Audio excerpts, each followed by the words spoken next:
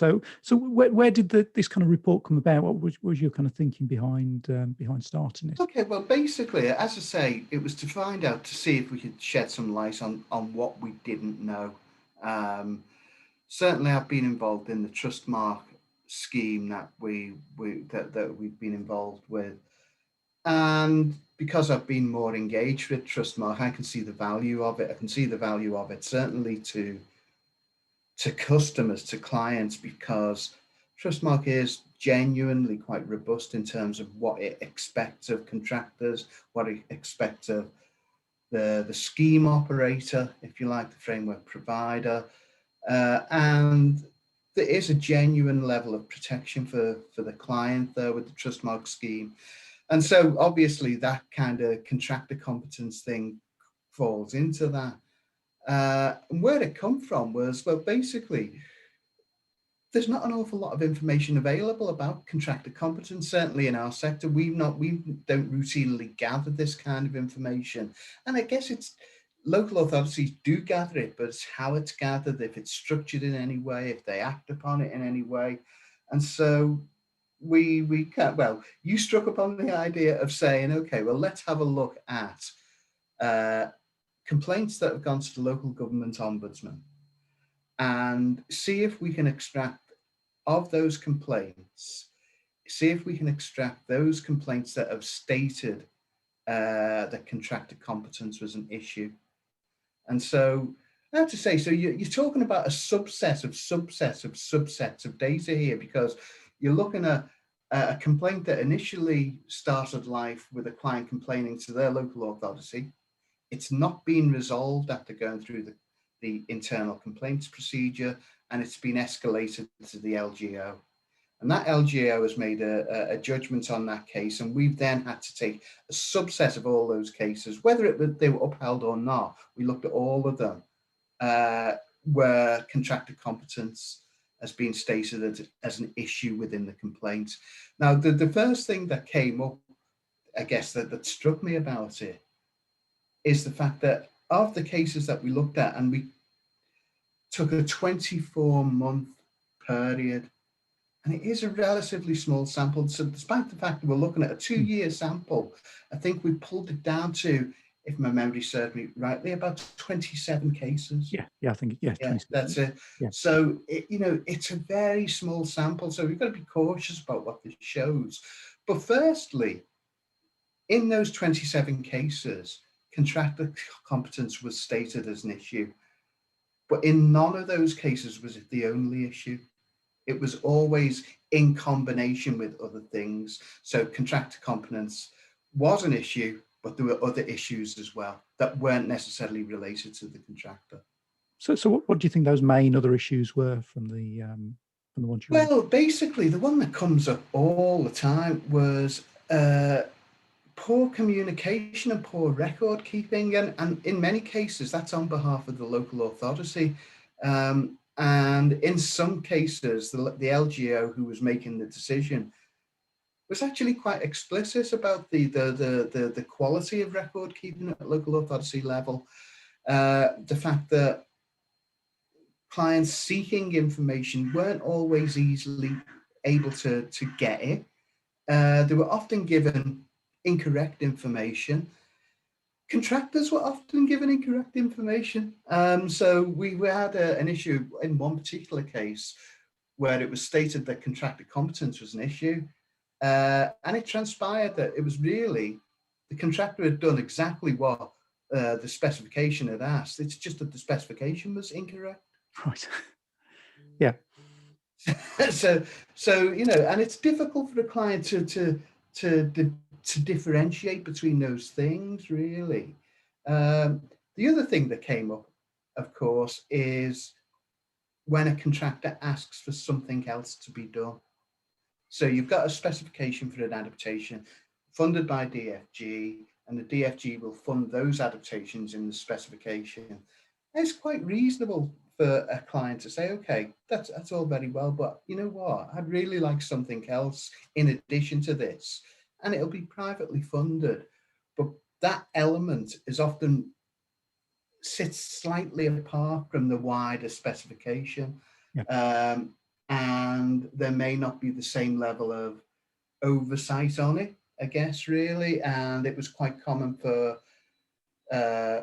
issues to arrive from the privately funded works, uh, where the client may have thought the local authority had a responsibility, and the local authority says, well, you know, unfortunately, we're just more concerned about your adaptation work that's funded by DFG. The private stuff is less of our concern, really.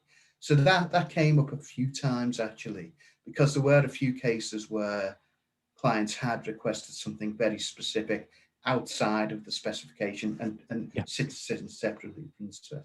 And I think probably unsurprisingly, the figures showed that the majority were for adults with level access showers to owner Yeah, occupiers, which I well, guess is the that majority was of it. So, them. yeah, you could see, like, I'm just going to pull this up to remind me, actually, because it was kind of quite interesting. So, as you can imagine, like, in terms of the numbers we're talking about, yeah, the most frequently cited kind of case, which I called I called them situational probability factors. A bit weird, but basically it was just a way to describe the situation it is.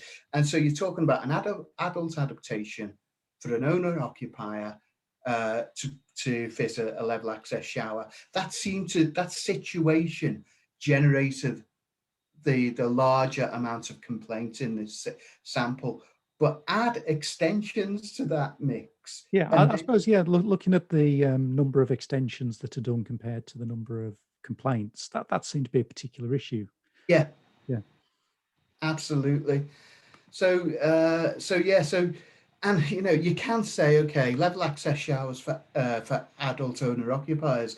That's the most frequently frequently delivered adaptation anyway, maybe. Yes. But adding extension to that mix, it really kind of puts a spanner in the works, if for one way of saying it. Yeah. But as a counterpoint to that, I guess the important thing, or the interesting thing, is another very frequent adaptation type, as you'll know, is stair lifts. Mm. Now, in terms of complaints concerning stair lifts and contractor competence, nothing. Yeah. So, you know, and obviously stair lifts are delivered typically very differently, in the sense that a stair lift will typically be delivered by a contractor employed directly by the manufacturer or supplier, and so they will be specialists in that area. So, and I guess you could argue it's probably more straightforward, where a level access shower might require different trades to be involved. Nothing at all on stair lifts, was there? And I guess kind of looking at them, it's probably kind of the water in terms of showers that creates the problem, either leaking or running Yeah, away somewhere else in the yeah, bathroom, or kind of puddling under the toilet or something. Seems to that's it. create a Yeah, lot of complaints, doesn't it? and there's also the issue about, like, sort of what you'd consider a reasonable lifespan for water surfaces as well. I think some issues came up like that, where the client had made complaint concerning the waterproof membrane, I guess what you'd call it, which had actually just expired because the adaptations were done years ago, really, Mm. and they only have a limited amount of life, I guess. So, kind of having been through, what were the recommendations that you thought would improve the situation? Okay, well, the first thing, I guess, is really about keeping contractors engaged. Communication came up quite a lot in terms of where relationships have broken down. Uh, and funnily enough, when we looked at communication issues, we tried to segregate them into where the issue had evolved. So that could be from the client, it could be from the local authority, or it could be from the contractor. Now, interestingly enough, I don't think there was any, actually, issues where the communication had broken down on behalf of the contractor. It often more the contractors often got roped into that, I guess, really. But keeping contractors engaged, ensuring that They know we're working with a very vulnerable client group. And I guess really, what interestingly, when I was doing this and when I was looking at, because I had to read the individual cases uh, a few times in many cases, because we had to pick out all the relevant information. Yeah, and it's not structured in a way that you can do that quite easily, because it's more of a narrative, Yeah. qualitative narrative.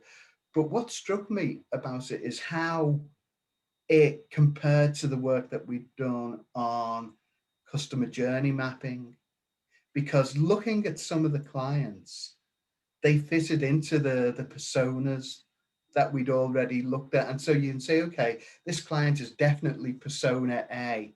So we know what the potential flashpoints are going to be with this client. Uh, so you could potentially foresee some of these problems occurring before they even occurred, purely because of the situation. Yeah. And it's really important that contractors are engaged to fully appreciate the issues that they'll encounter dealing with a vulnerable client group.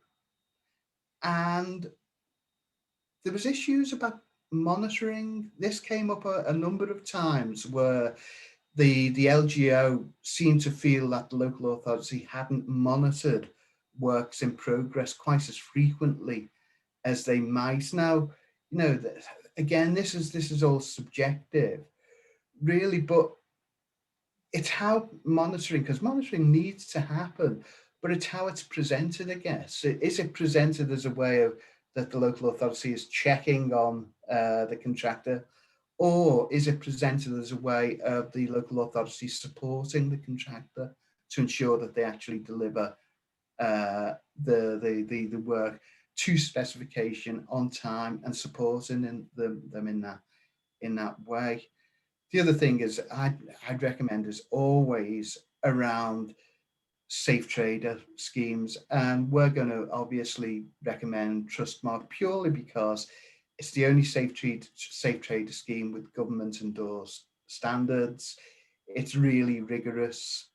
And we've got this new potential model of a Trustmark Hub whereby contractors can be registered to Trustmark by a local authority that goes in a sub-regional or even a regional area. So if you've got a two-tier authority or a big metropolitan area where there's lots of other boroughs close by, that's an ideal area way of standardizing contractor like kind of ability across the patch, but also ensuring that there's a pool of contractors that could potentially move from local authority to local authority in their vicinity to deliver work to a recognized standard. And that could potentially take a headache away from local authority trying to maintain their contractor lists. The other thing that I'd recommend is certainly better use of data systems. The fact that the LGO on a number of occasions, quite frequently actually, mentioned the fact that record keeping was quite poor on behalf of the local authority, and that information and messaging wasn't very efficient. It was really difficult for customers to get an update on what was happening with their adaptation. Uh, we think a better use of data systems would be really beneficial in this area. And I'm not going to say, but there are data systems out there that are specially designed for this kind of thing. And the other thing, I guess, really for local authorities is to maybe explore customer journey mapping, because we did the work on this at the beginning of lockdown where we had the training. We looked at how powerful it can be to actually understand customers a lot more and segment them into different personas and consider what's important to those particular customers. Because I think if the local authority has a really good understanding of its customers, it can head off many of these issues before they even occur. And believe it or not, it's not actually that difficult either. It's if nothing else, it's fun. So it's I think it's a really good thing to do, to try and get a better understanding of their clients, really. Yeah, and I think there's something about kind of professionalising the way that approved contractor lists or accredited contractor lists are done. And I think sometimes the LGO takes the view that monitoring works once a week is the way to ensure a, a well completed job. Yeah, But actually, I think there's a lot more preparation in terms of having a properly set up list that you've properly yeah, accredited, that you kind of have ongoing training and engagement with the contractors, and have a system where you're kind of expecting it to be done right the first time rather yeah. than relying on somebody to go and inspect it. This is it, because it was interesting. There were a number of cases where adaptations were started with one set of contractors, and because of issues, they were actually completed by another set of contractors. And in one case, three sets of contractors actually employed on one particular adaptation. One had gone out of business, one was brought in a rush, hadn't done the work to specification, and they had to get another set of contractors to put it all right. But yeah, so if it can be done right first time, that's always Yeah. the. Yeah, I mean, I think there's, I suppose, kind of sometimes it's you can kind of think you're kind of busy doing lots of jobs, so we'll just kind of continue with the contractors we've got. But then when kind of cases like this go wrong, they take up so much time that if you just, I suppose, if you kind of invested a bit of time in improving the systems beforehand, like, and I suppose it's a shame that there's not kind of a kind of an inverse version of the LGO that go out and investigate the kind of really good cases that are done. Yeah, yeah, yeah, And I suppose for anybody watching, if they've got really good examples of how they manage their lists, then the National Healthy Housing Awards are coming up soon. So a perfect example to kind of share your good practice and kind of tell everybody this is how you can and should be doing it. So I suppose what would you think's next, Roy? What would you like to see as kind of the next steps on well, I guess I'd take your cue from that, but basically, one of the things that was interesting is maybe share the findings with the LGO themselves, see what they felt, Yeah, see if when they're doing their investigations, maybe there's some fields, quantitative fields we could ask them to consider. Also, I think like sort of engage in workshop with local authorities, maybe with contractors, Trustmark on this. It would be nice to do a follow-up report where we're able to set the terms beforehand. I guess really, with this report, we were using with very much dependent upon the information we were able to glean out of already pre-produced data, if you like. It'd be nice to be able to do some sort of analysis where we set the terms of that analysis before we start, I guess, really. yeah, and I guess as you said at the start, it's a really small subset of a Yeah, subset of a subset of cases that have gone obviously badly wrong. So it doesn't necessarily reflect the position across the country, but I think it does highlight some issues that are quite important and quite interesting in terms of the way that contractors are managed and stuff for us to learn from, and in terms of the support we provide to the sector, how we develop that to address some of these issues. And kind of, I think, as you say, there's definitely room for further research in terms of understanding the picture of how contractors are managed generally across DFGs. And it'd be kind of, I suppose, it'd be really interesting to know how many have a fully set up, accredited, managed list, how many kind of have an ad hoc list, how many just kind of leave it to people to find a builder from whatever means they can, and just kind of get a picture of that across the country, because I think as with everything DFG, it varies considerably. So getting an overall picture that would be really useful and really interesting. Great. Well, thank you, Roy, for joining us for the interview this afternoon. And we'll do some more on contractors soon. I know we've got other things that we want to do around kind of the more complex adaptations and extensions, which also kind of feature quite prominently in this report. So yeah, more to come soon, I think.